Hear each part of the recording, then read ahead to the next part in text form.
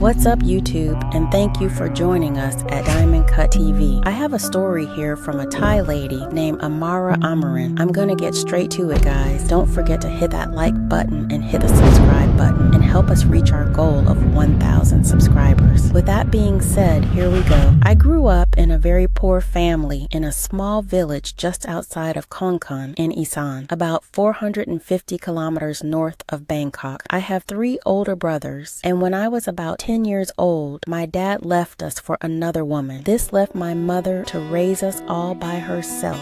Our family was like many others in our village, struggling day by day without much education or opportunity. As I approached my 18th birthday, I felt the weight of responsibility on my shoulders. I had always helped my mom as best as I could, but I desperately wanted to find a job to support her and my brothers. Some girls from my village had gone to look for work in places like Bangkok and Pattaya. I was naive and didn't know much about these cities, but I knew I wanted to help my family. During the Songkran festival in 1990, one of my school friends, Kwang, returned home from Pattaya. She looked different, dressed well, and carrying gifts for her family. I was amazed. Kwang told me she had been working in a bar and made good money from foreign tourists who bought drinks for her. She kept her job a secret from her family, telling them she worked as a cashier in a fancy restaurant.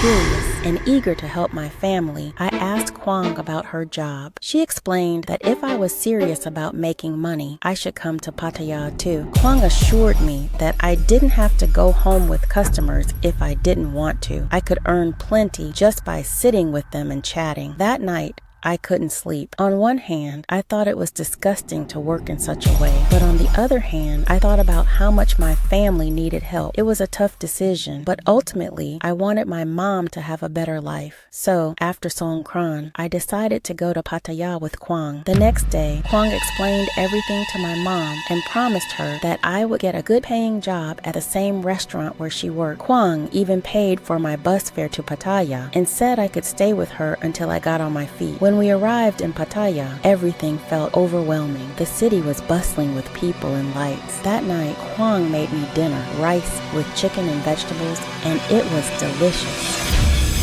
We went to sleep excited for what tomorrow would bring. The following day, Kwang introduced me to the bar owner who explained how everything worked. She told me not to be nervous. All I had to do was smile and sit with customers. If they liked me, they would buy drinks, and that's how I would earn money. I remember feeling scared at the thought of sitting with foreign men, but as the evening went on and customers started coming into the bar, I realized this was a new beginning for me. My first customer was an Australian man who tried to talk to me despite the language barrier. He left after realizing we couldn't communicate well, but tipped me generously before he went. That night, when Kwang came over and told me how much money I'd made in just half an hour, it felt like a fortune. Back in my village, my brothers had to work all day just to earn what I'd made so quickly. As months passed, I grew more comfortable in Pattaya. I learned some English phrases that helped me connect with tourists better. Each night brought new experiences and challenges. Some customers treated me well, while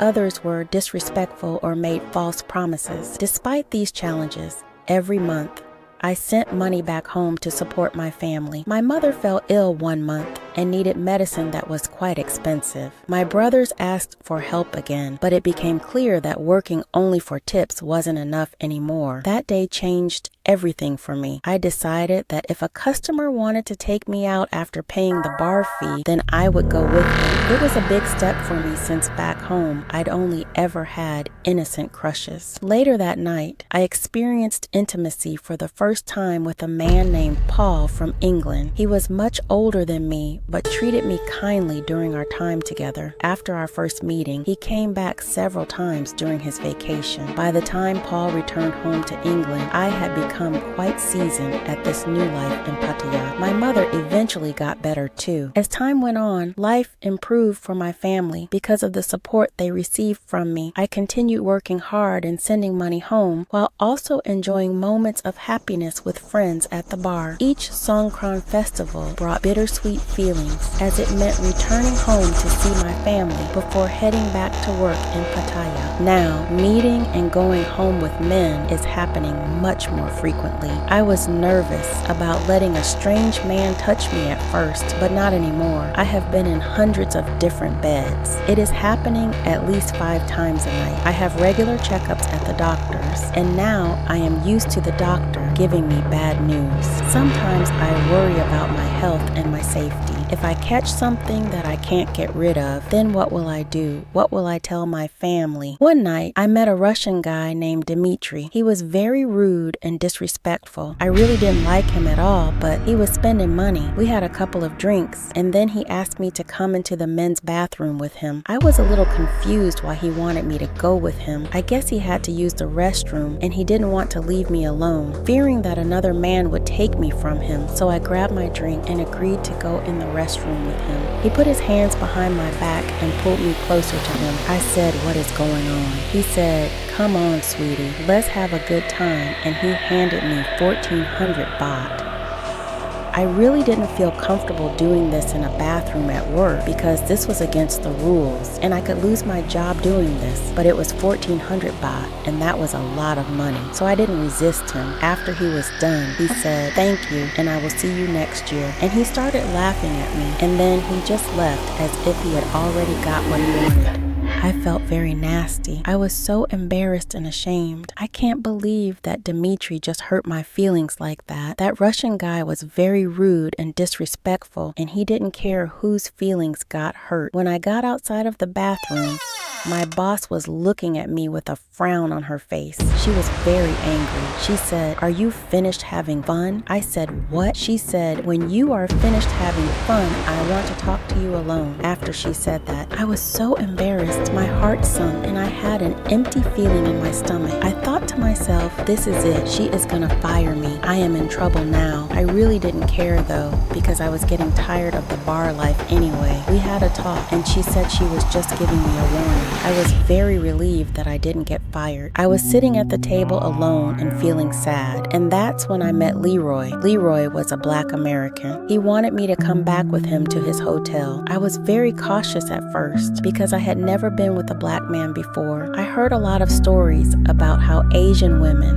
and how our bodies are too small for Black men, and that we could get hurt, but I thought that would only make it even more exciting, and I was anticipating trying something new. I was getting tired of Russian guys and Australian guys, so I agreed to go with Leroy to his hotel. He had his own business in America. We went to his hotel every night for 4 days straight. Since this was a new experience for me, I guess he caught me off guard because after the 3rd night, I quickly fell in love with him. He took me shopping and spent a lot of money on me. I was hoping that I could go back home with Leroy to his home country, so I treated him very nicely and was on my best behavior. I would have gave anything for a chance to go to the land of the dreams, even if it was just for 1 night. Who wouldn't? Leroy was only in town for 1 week, so after a week, that was the end of Leroy. He promised me that he would come back every year, but they always say that, and most foreigners never return. When Leroy left, that made me sad, and I fell into a deep depression. Over the years in Pattaya, I've moved around different bars, but always managed to make good money without losing touch with what mattered most, supporting my family back home. Then one day, while working at the bar again, Jim walked in, a tourist from England who treated me differently than other customers did. He genuinely wanted to know more about me as a person rather than just seeing me as another girl from the bar. Jim came back many times during his vacations and eventually asked if I'd like to visit England with him for a holiday. Excited yet nervous about this chance for adventure and change, I agreed without hesitation. In England, Jim showed me kindness and respect that made me realize